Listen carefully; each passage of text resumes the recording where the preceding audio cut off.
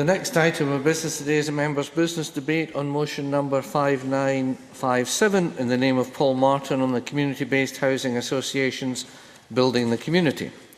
This debate will be concluded without any questions being put.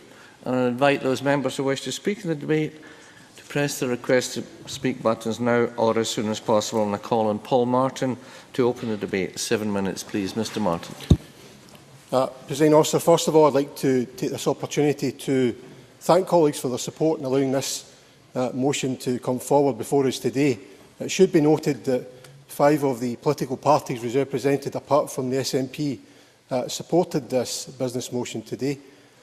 Can I also welcome to the public gallery the representatives from the various community-based housing associations throughout Scotland. There are committee members and members of staff. And they are here today because they believe in the future of their local community, and what they will expect from the Minister today is not warm words of encouragement, not a carefully crafted speech by civil servants, not lame excuses, but a commitment to reverse the cuts that affect the future of their housing associations and make it impossible for our housing associations to continue the regeneration of our communities that's went on for some decades now. I'll give way in a second. The motion before us has been written in their behalf and to amplify some of their concerns and frustrations, and they want to know why they are no longer receiving the funding that would allow them to continue the regeneration of their communities. I'll bring John Mason in. Well, I thank the member for giving way. If the member wants cuts reversed, can he tell us where he wants the money to come from? Is it out of the health service? Paul Martin. Presiding Officer, every single day, John Mason, like me, will receive many requests from constituents who want to be rehoused, and many of the community-based housing associations who are represented here today. I don't want to hear excuses.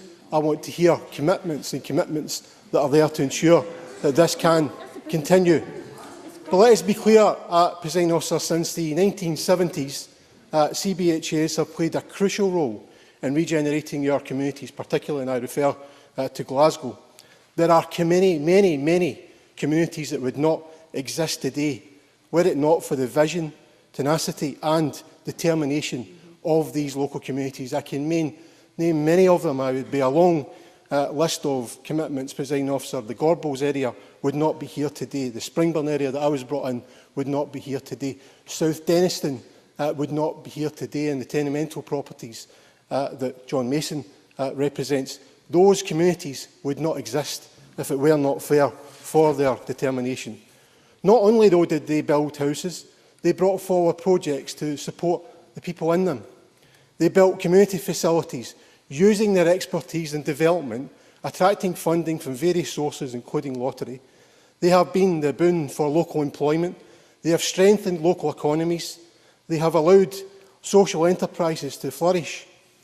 All of these social and economic achievements were led, many of them, by community-based housing associations, tenants and owners who are members of their management committees. This is a proven success. It's a model that has a proven track record.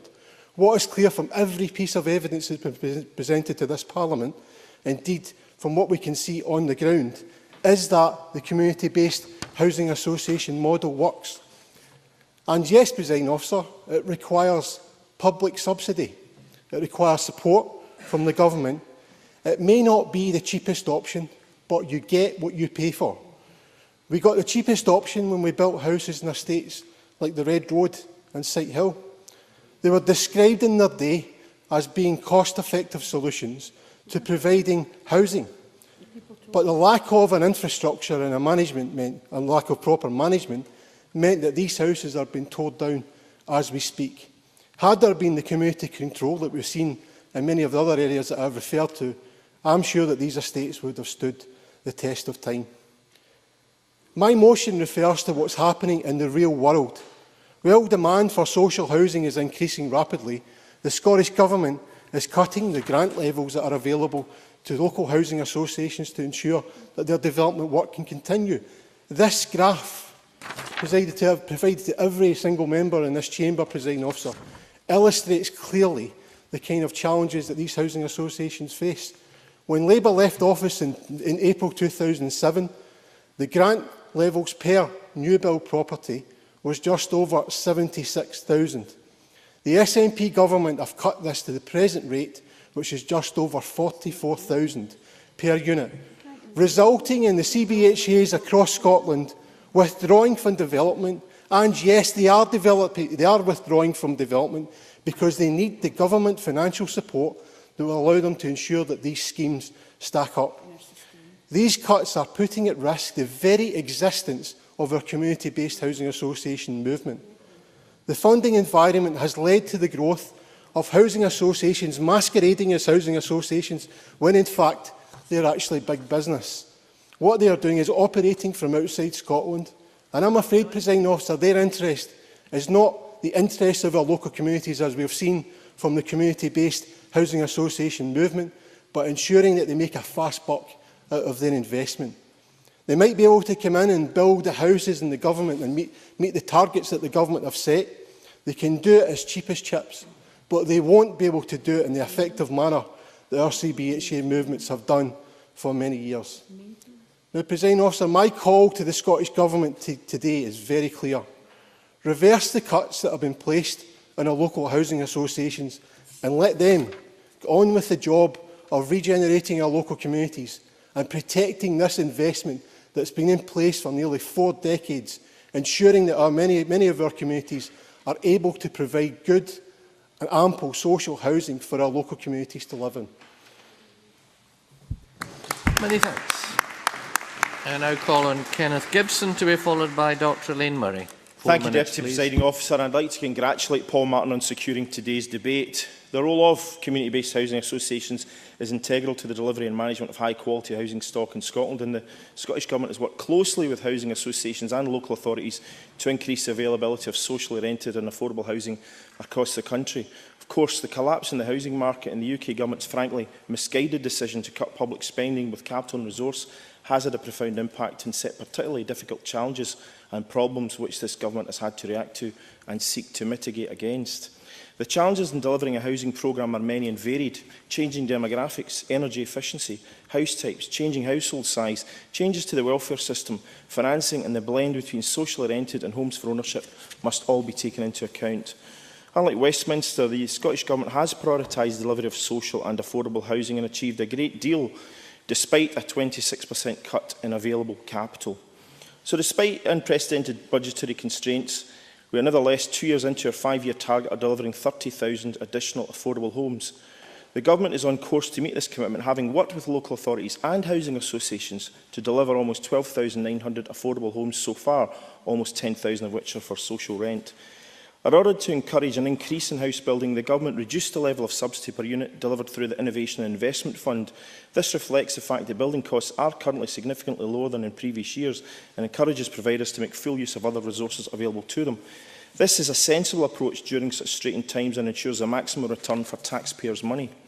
It should also be remembered that the Scottish Government recently launched a £10 million house building infrastructure loan fund to unlock stalled sites. The fund awarded loan support to 9 projects across Scotland with scope to deliver over 1,100 new homes and the potential to provide a further 800 in subsequent phases. This will ensure increased provision of stock, helping to satisfy demand and also preventing increased rent levels. Furthermore, in response to demand from councils and developers, a further procurement round of the groundbreaking National Housing Trust Initiative has been launched. This scheme allows developers and councils to jointly fund the purchase of new homes with local authority loans to the initiative underwritten by the Scottish Government. Already, approvals have been secured for over 1,300 homes, with 300 already complete and hundreds more currently on site. Whilst increasing the housing stock remains a priority, the Scottish Government has introduced many more measures to stimulate the housing market and improve existing stock.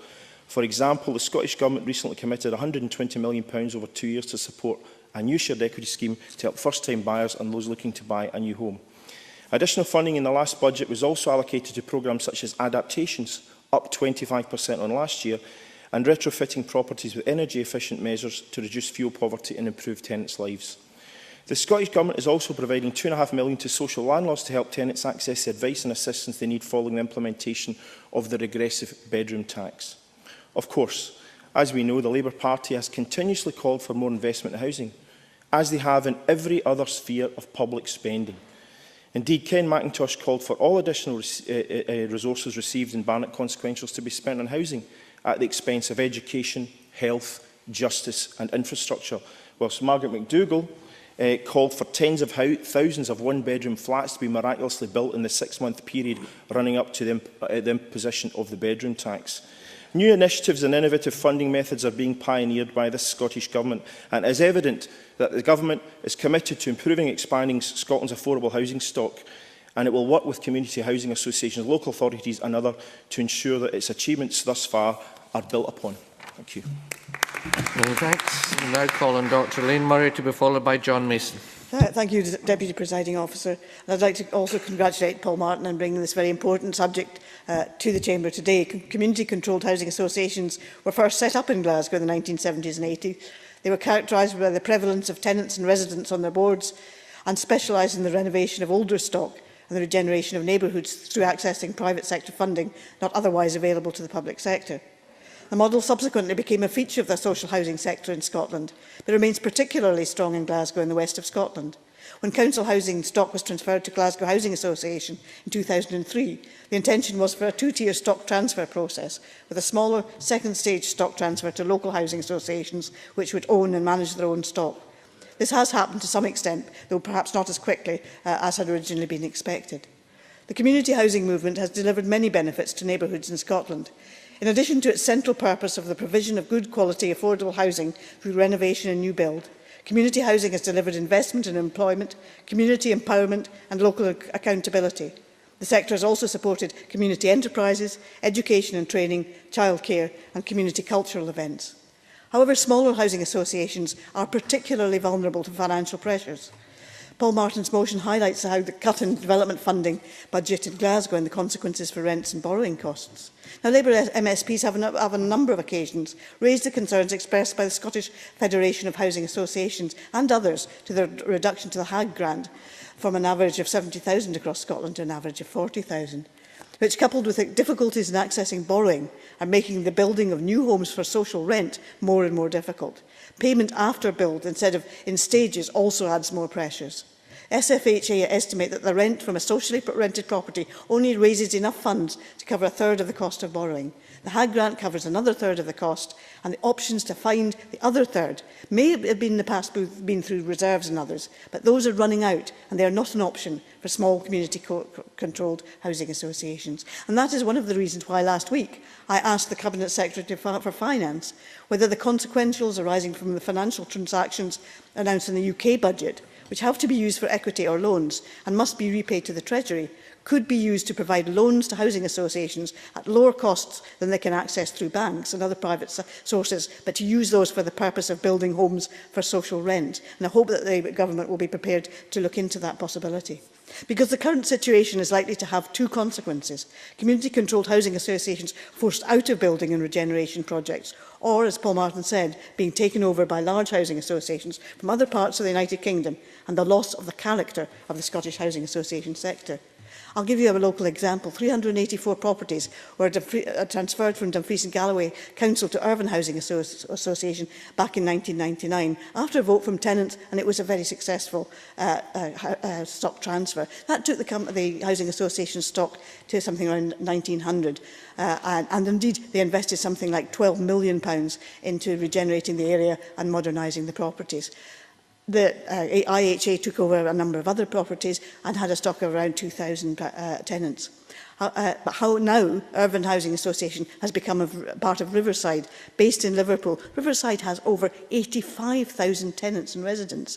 Now, I don't know that the housing association. It may be a perfectly fine one, but I am concerned, very concerned, that we will see these smaller community-based housing associations being taken over because they cannot survive the current financial situation, and their essential character within their own communities will be lost. I think Scotland should be proud of our tradition of community-controlled housing associations, but unfortunately the current funding regime threatens their ability to build new homes for affordable social rent, and may indeed possibly threaten their continued existence. Many thanks. And I now call on John Mason to be followed by Alex Johnson. 4 minutes, please.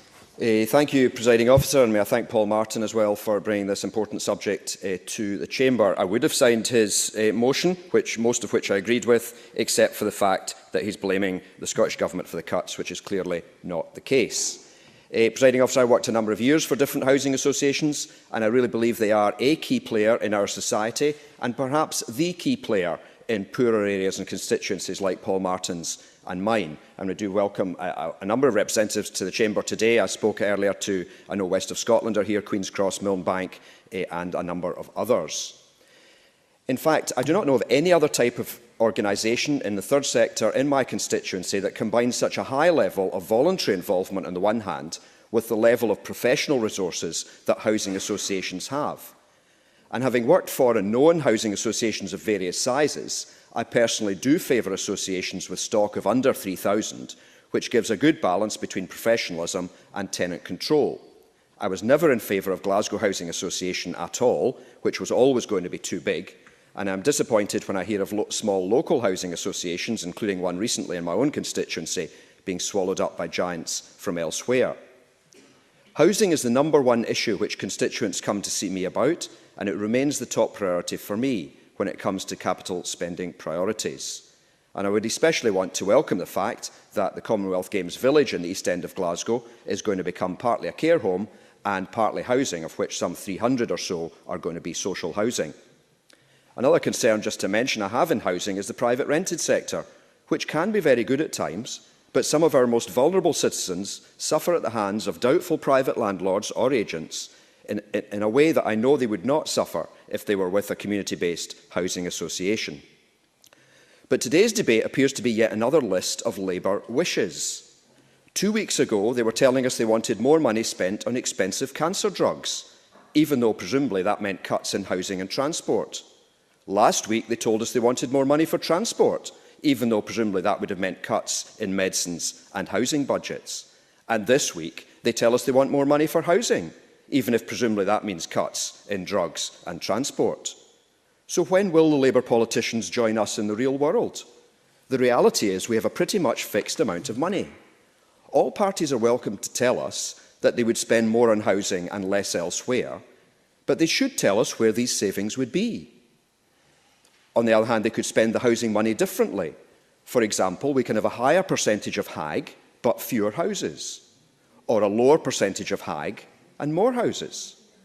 Or we can have more specialist houses, which tend to be more expensive, but fewer of them. And that was, in fact, suggested at the Finance Committee when we did our recent demographic change report. These are all valid choices, but we expect politicians to disagree over these and to give us their alternatives. I've only got 4 minutes, and I'm sorry I'm in the last minute. Reality is some housing associations do have free reserves on top of their cyclical and designated reserves. And of course, such reserves can only be used once, but that is not to say they should not be used at all. For example, one housing association in my constituency has bought flats fairly recently off the shelf from a private developer. They may not be up to the high spec that we normally get from housing associations, but it has meant more social rented housing in the area, and I very much welcome that. So if we can get more houses for less public money, even if it's only for a few years, that is a good route when money is tight. The idea of savings and reserves is a good one. We need that throughout society, and especially for housing associations. And of course, there must be ring-fenced reserves, but if they're free reserves, let's see them used. So in conclusion, let's support community-based housing associations. Let's make housing our #1 priority. But yes, let's also be realistic, Presiding Officer, that Scotland's budget has been cut, and that is a sign that the UK system has failed. Thank you. Thank you very much.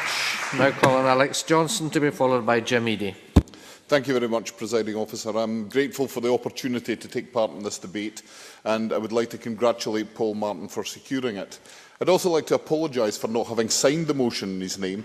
I perhaps overlooked it on the basis that it did, at first glance, appear to be Glasgow and Provan orientated. But having reread it prior to this debate, I would have been content to have added my name to it. Community-based housing associations have been playing a major role in providing high-quality, affordable housing for many years. I believe that their sophisticated knowledge of local housing needs means that their contribution to building sustainable communities cannot be overestimated. With high levels of build quality, community-based housing associations also do fantastic work in helping to keep people above the fuel poverty line. But it's not just about bricks and mortar, because, as I've said in this chamber many times before, awarding a tenancy to a household is not and never will be the only solution to the issues that they may face. It's here, I believe, that housing associations really come into their own, with levels of support which can help those households who are vulnerable to maintain their tenancy for the longer term. Tenancy participation, although not the sole preserve of housing associations, is an important area in which it excels. It also gives people the real voice in their neighbourhood which they need, and an undoubted sense of empowerment which they can also have a powerful impact in other areas of their lives. It's against this backdrop of exceptional work by housing associations that the latest housing statistics, which were released yesterday by the Scottish Government, make grim reading. Housing association starts showed an astonishing 38% decrease from the previous year. Completions by housing associations also make grim reading. They're down 32%. This is not the fault of housing associations. They find themselves in a position where the Scottish Government subsidies have been slashed beyond reason, leaving them with stark choices for the future, with many choosing to mothball sites and cancel developments. Many people pay the price for these Scottish Government spending choices. Those languishing on waiting lists, those employed directly by the construction industry, and those who supply the tradesmen with everything from sandwiches to cement, are all paying the price. Of course, the Scottish Government can point to an increase in the local authority housing starts, which are up 45%, but the sting in the tail of that is that completions are down by 13%. I welcome these few positive figures, but let's look at the reality of the situation. Such as the funding landscape created by the Scottish Government, it is really only local authorities who can currently afford to undertake prudential borrowing to build. There comes a point, however, when it's no longer prudent to borrow.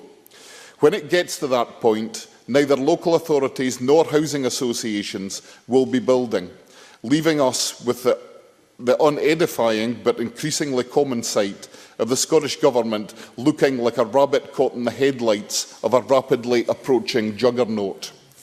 I have heard during the course of my contribution the continuous complaints coming from the left-hand side about the fact that somebody else has dictated their budget to them. Yet anyone in this chamber who has taken the trouble to look at successive budgets in recent years will see that housing has been targeted for disproportionate cuts across successive budgets. It is that decision by the Scottish Government, the decision that housing can do with greater cuts than other areas of expenditure, that brings the blame from any previous government or any current government in the UK right back to the doorstep of the Scottish Government and this housing minister. Thank you very much. Now call on Jim Eady to be followed by Patricia Ferguson. Thank you, Presiding Officer. I too would like to congratulate Paul Martin for securing this debate this afternoon.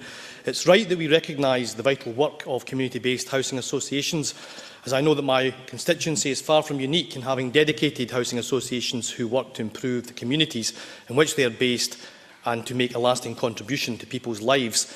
The Scottish Government recognises the vital role that social housing plays.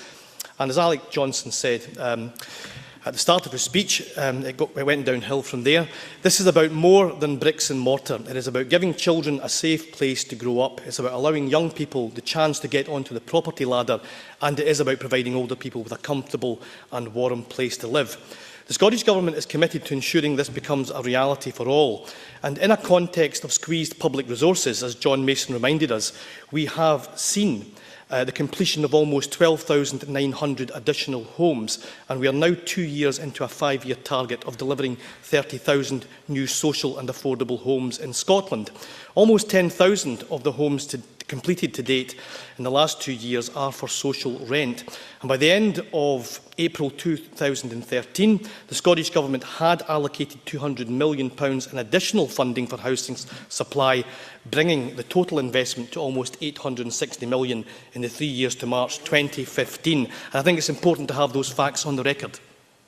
Paul-Martin. I thank the member for giving away. Does it concern the member, though, that the clear position now that we find ourselves in is that community-based housing associations are now withdrawing from development because of the lack of grant subsidy that's provided to them?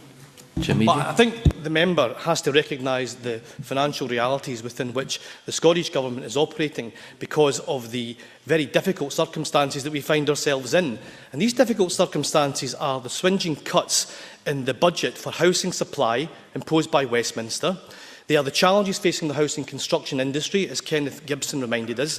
They are the refusal of banks to release finance to housing associations, exacerbating the financial pressures on the smaller housing associations that he mentions and which Dr Elaine Murray referred to in her contribution. And the pressures are also the welfare reforms that are set to penalise the most vulnerable people in our society. These are the realities that we all must face. Presiding officer, I can't see the time in the clock. 90 seconds, please. Sorry. Edinburgh Southern, my constituency, is served by a number of housing associations such as Cairn, Dunedin Canmore, Trust, Viewpoint, Castle Rock, Edinburgh and Beeld. And they all are making a contribution to providing tenants with affordable homes and a decent place to live, as well as providing the opportunity and support needed to people to thrive in their own communities. The Scottish Government continues to provide the support and investment necessary within these difficult pressures, despite the obstacles placed in its path. One organisation making use of this support is the Dunedin Canmore Group, who are headquartered in my constituency. And I was glad to learn that they are seeking to protect and empower communities that are affected by digital exclusion, by launching the Positive Pathways initiative to provide computer access and intensive one-to-one support to help people who risk losing benefits because they don't have access to the internet or the skills to do so. And this was made possible by a grant of £200,000 from the Scottish Government, representing just some of the £2.5 million made available to social landlords to help tenants access this type of advice. Likewise, Trust Housing Association, also headquartered in my constituency, provide 2,500 people in Scotland with a range of housing options. And Trust have been actively contributing to the local community by providing a very valuable service by accessing funds through the Change Fund to develop a meal service for the benefit of the whole community so that residents and local people alike can get a decent meal no matter what their individual personal financial circumstances are.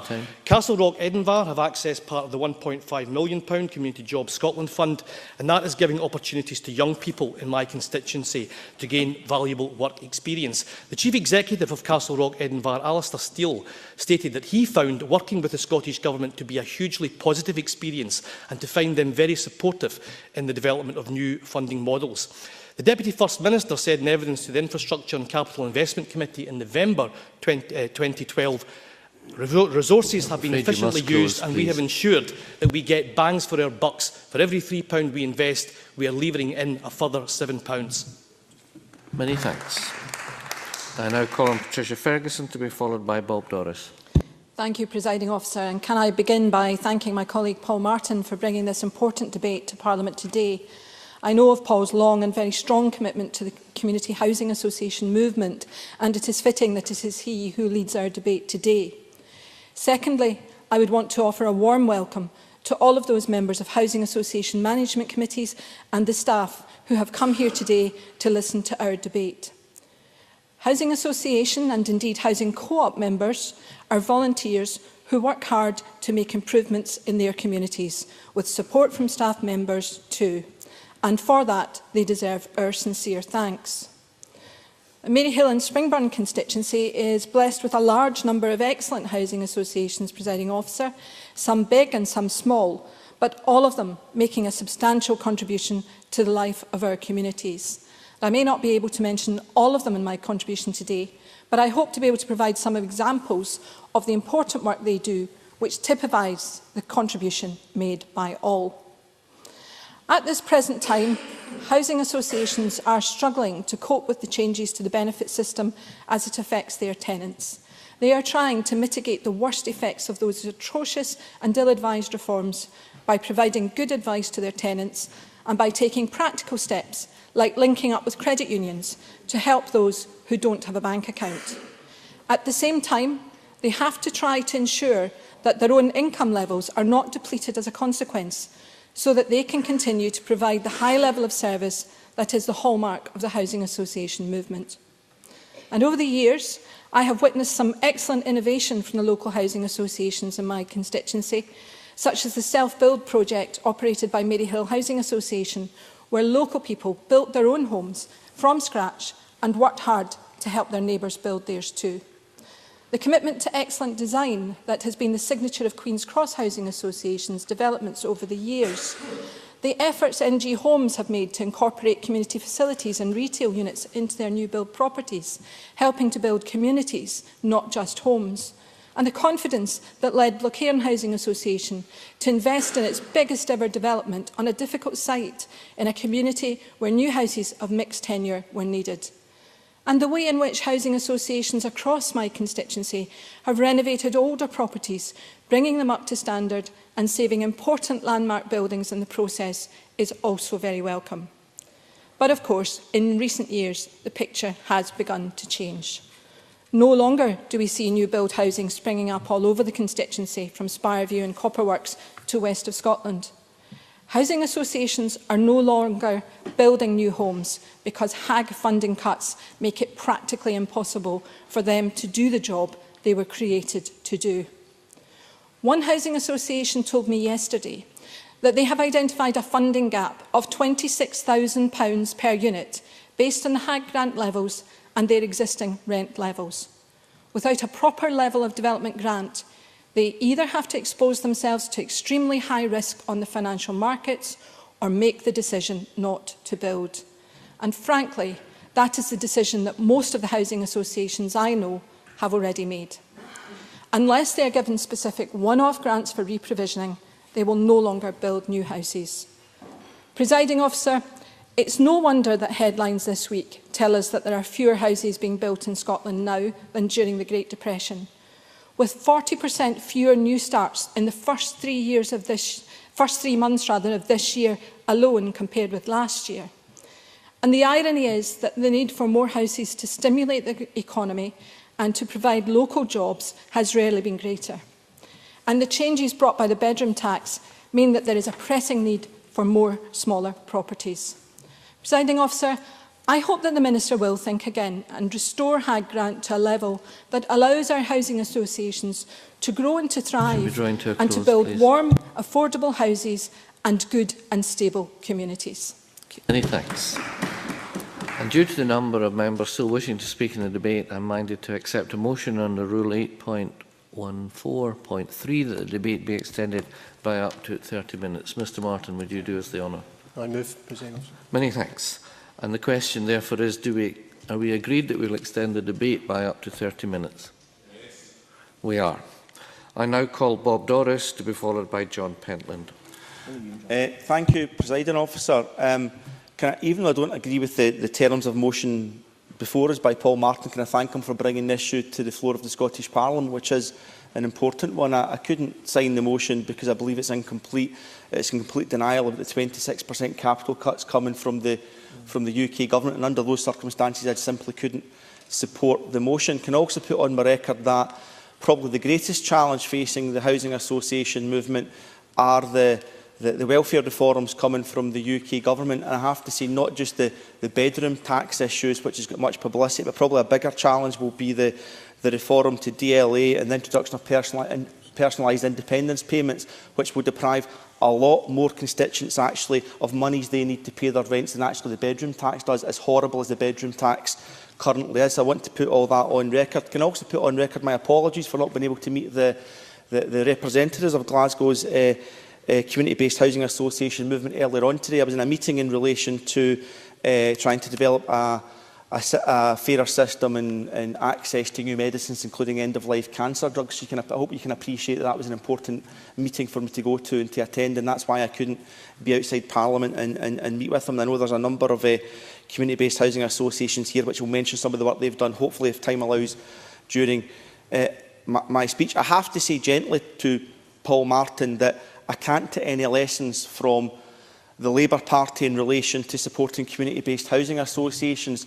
There's larger, stronger community-based housing associations in North Glasgow because it was actually a Scottish National Party government that got moving in second stage transfer from the GHA. So we now have a larger Mary Hill Housing Association, we have a larger Queen's Cross Housing Association, we have a larger NG Homes, because this government got community-based housing associations motoring and delivered in second stage community-based transfer of housing associations. Yes, Mr Martin. Paul Martin. I wonder if the member accepts that the graph that I illustrated, the graph that you've received a copy of, clarifies that the grant levels provided to those community housing associations you referred to has reduced from 74,000 to 34,000 during the tenure of the Scottish Government since 2007. Do you accept that figure or not?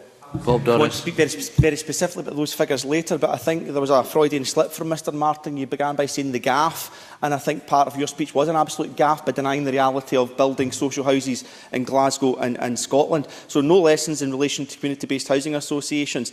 Let's talk about some of the Hague realities. Mr Martin, of course, makes a reasonable point in terms of what you either have to do is put more capital expenditure into building new social houses, in which case other parties have to see where that would come from. They fail to do that, or what you do is you lower the Hague levels to allow more houses to be built, or of course, as Mr Mason suggested, you don't lower the Hague level and less houses are built. So this government has made a political decision which we'd like to do more on, incidentally, but I have to say no other party is prepared to make a political decision, and that's an absolute cop-out, and it shows an opposition party not fit to be in charge of housing policy in this Parliament, I have to say. One other thing I would say to Mr Martin in relation to capital expenditure is the Labour opposition mentioned capital expenditure when it suits, capital expenditure cuts when it suits them, and not when it doesn't suit them. So, for example, when you look at the real terms increase to our NHS budget, that is a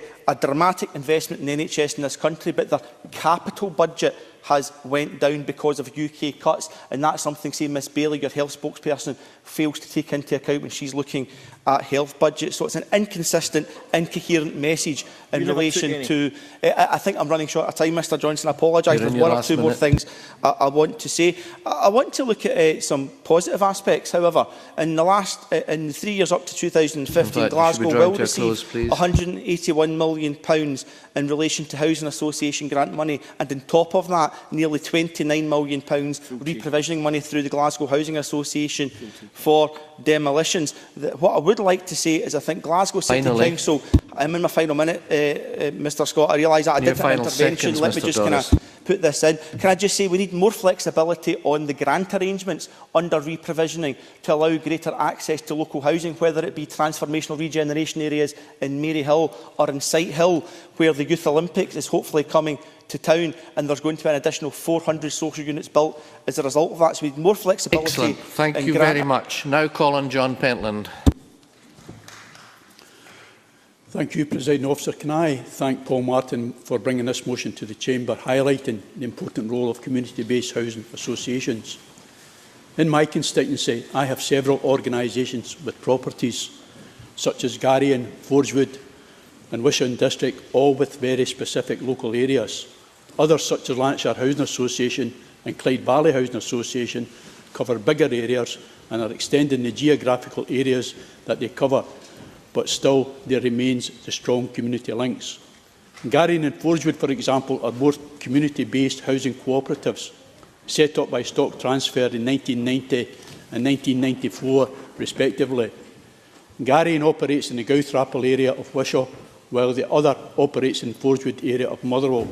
They work closely with each other, sharing management and other resources. Both offer a wide range of housing opportunities, consulting and involving the community in key policy and other decisions. Gowthrapple in particular has benefited from the Garrion's creation of a community hub. Like all good housekeepers, they watch the pennies carefully to ensure that the cooperative provides a value for money service based because, after all, their customers are their shareholders. Wishaw and District were established in the first wave of community-based housing associations in 1978. Their initial aim was to improve and rehabilitate local housing provision, starting with turn-of-the-century tenement flats that lacked amenities and were often structurally problematic. Since 1990, they have turned their attention to building new housing, which we have been doing since 1990. Wishaw and the two co-ops both aim to provide high-quality, affordable homes for rent, but they also help people to own their own homes via schemes such as shared ownership. In more recent times, however, they have been severely hampered by tight funding and reduced allocations per property. Grants per unit have fallen from 60% of the cost of construction to below 40% and almost halved in cash terms. This has, of course, made new build more difficult and restricts housing associations' capacity to buy and develop new sites. Looking to properties with higher rents to offset this has been made more difficult by welfare reform, which is also undermining income from existing tenements. All are being encouraged, I just want to move on. All are being encouraged to use up their reserves, but these can only be used once and when they are left without anything to fall back in adversity. Now, this runs counter to the prudential approach recommended by the Scottish Housing Regulator to meet the risks of the current economic climate. All organisations need to set aside contingency resources. To operate with fingers crossed and nothing goes wrong is simply irresponsible.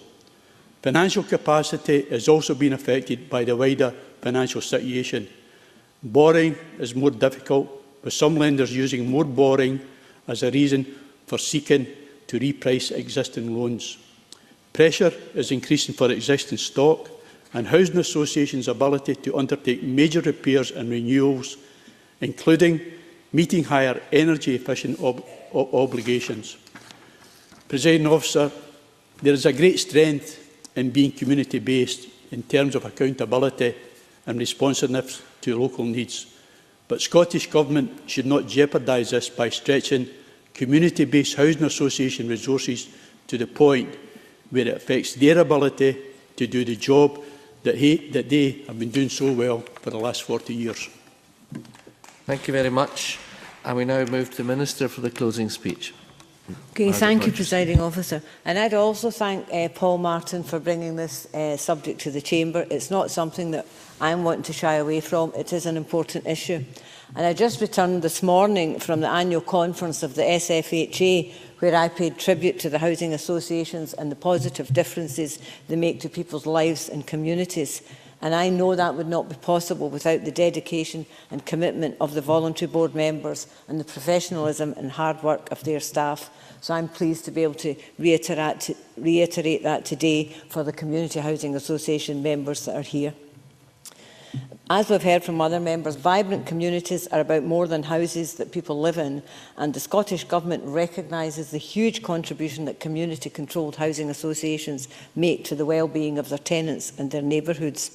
And for example, in North East Glasgow, Wellhouse Community Trust's People's Gateway project, supported by Wellhouse and Provan Hill Housing Association, is helping to tackle antisocial behaviour and to provide outcomes for young people. Our £7.9 million People and Communities Fund will contribute to the total project cost and support this important work. And I think it was Bob that said that Glasgow receives a significant share of Scottish housing resources and has a 3-year supply budget of £181 million. And that's not all we're spending in Glasgow. There's separate funding for Glasgow Housing Association of nearly over 28 million, and also recently the Greener Homes Innovation Scheme, of which housing associations got funding of over 5 million. We have shared equity programmes which help first-time buyers. And over the last 6 years, the funding to Glasgow City Council has been in excess of £800,000 million. So to meet national targets, Glasgow needs to deliver strongly in housing, and the role of community-controlled organisations in this is vital. And yes, there are significant pressures being faced by housing associations. We've got the impact of the cuts that we've heard about from the Westminster Government. We've also got the impacts of welfare reform. So I think it was a bit of a neck for Alec Johnson, whose party in Westminster has imposed those in Scotland, to suggest that in some way it was the Scottish Government, and my fault in particular. So I think really we're taking no lessons from the Tories and what they're doing. But housing associations have responded magnificently. They understand the pressures that we're under, and we'll continue to encourage the strong community anchor organisations to explore further financial and service innovations. I'll give way. Paul-Martin. So the Minister refers to housing associations. Can I pose a question they posed to me? Will you reverse the cuts of housing association grants from 74,000 to 34,000? Will you reverse that cut? What I'll say if Paul-Martin can come up with a strategy and show me where that money is in the settlement that we have from the Westminster Government, the same settlement that your government is going to carry on with, then I'll talk to you more strongly. As the debate becomes more heated, I'd invite members to speak through the chair, please. Despite swinging UK government cuts to our capital budgets, over 6,000 affordable homes were completed in the last financial year, bringing the total delivered in the 6 years of the SNP government to over 40,000 additional affordable homes. This compares with less than 32,000 delivered in the previous 6 years by previous administrations. That is 8,000 more families have been housed and helped into affordable homes by this SNP government. And that's the figures stack that up for that. So members may be aware, and indeed may have attended, as some have said, the lobby outside Parliament today by the Glasgow West Federation. Their paper from last autumn called for a rolling 3-year housing programmes, something we announced in March. It asked us to look again at subsidy rates, funding for acquisitions, payment on completion and management of risk. And we're discussing all of these issues with the sector, including GWSF right now. I'm clear we need to address these challenges, and we need to address them together. And I recently set up a short-life working group to advise on these issues, such as affordable rents, financial capability, and housing associations and councils are all represented in this group, and we look forward to receiving their advice. The first 2 meetings of the group have been positive and have taken full account of evidence of the current issues from all involved. But let me also emphasise that every time this Scottish Government has had an opportunity to increase housing investment in Scotland, we do so. By the end of April, we had allocated £200 million additional funds for new affordable homes, bringing the total to almost £860 million in the 3 years to March. I'll take an intervention. In his introductory speech, Paul Martin mentioned Labour's abysmal record in building poor quality houses in Glasgow, houses that had to be dynamited in their tens of thousands in subsequent years. Can the Minister confirm that social-rented houses are being built now to the highest possible standards? Minister. Yes, absolutely. The houses are being built to very high standards now, and that's something that when I go around visiting housing associations and new developments, that I have a great pleasure in seeing that we have these standards and people have homes. I'm running out of time, sorry, I would have, but I'm really running out of time. I have a few things to say because the criticism has been put on the Scottish Government, and we're working with the sector to try and deal with the challenges together, because we have not said there are no challenges here. And specifically in welfare reform, I've written to the Westminster Scottish Affairs Committee with evidence of the problems that this will create for social tenants and landlords in Scotland, and I'll continue to press the UK Government as hard as I can in this, and particularly in the bedroom tax. And I have to say, because political issues have been raised in this debate, that the SNP government, we are the only party that have said that we will scrap the bedroom tax. No one else has said that, and that should get out there. You have no, the Labour Party have not said it, and we heard Ed Balls the other day making it very clear that they would continue with the bedroom tax, as will the Conservatives and Liberal Democrats. So if we want some truth and facts, that's a fact. We are doing all we can to lessen the impacts of welfare reform, but there are no easy answers. We still need strong programmes to meet growing housing needs, and we must use public money effectively. We might be 5 years on from the credit crunch, but we're still dealing with its fallout, and not least the problems some housing associations face with banks and lending conditions. And I'm raising that matter next week with the lenders, because they have to be told the issues it's causing in jobs and in terms of housing associations and the financing. But to conclude, Presiding Officer, at this time of financial constraint, the focus should be what together we can achieve, and not just about providing the same amount of money as in the past. It's about how we deliver efficiency and value in the housing programme while continuing to meet housing needs across Scotland to make sure people can live in a high-quality, affordable homes in sustainable communities. Many thanks. And I now suspend this meeting until 2:30. Thank you.